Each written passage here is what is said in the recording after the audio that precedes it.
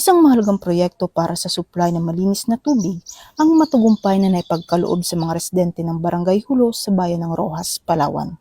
Pinangunahan ng RPSB team ng 2nd Palawan PMFC sa ilalim ng pamumuno ni Police Major Rowel A. Tataw, Acting Force Commander, katuwang ang Rotary Club of Roxas.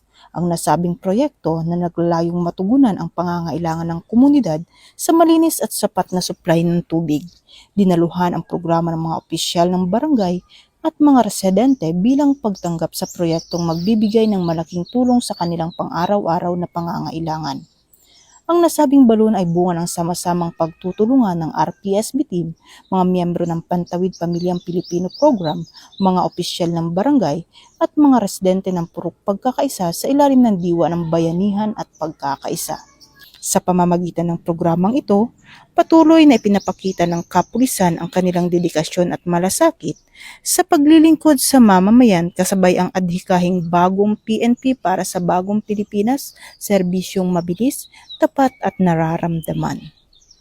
Mula dito sa Campo Crame, ako ang inyong PNN correspondent, Patroluman Dara Palog, alagad ng batas, tagataguyod ng balitang pulis.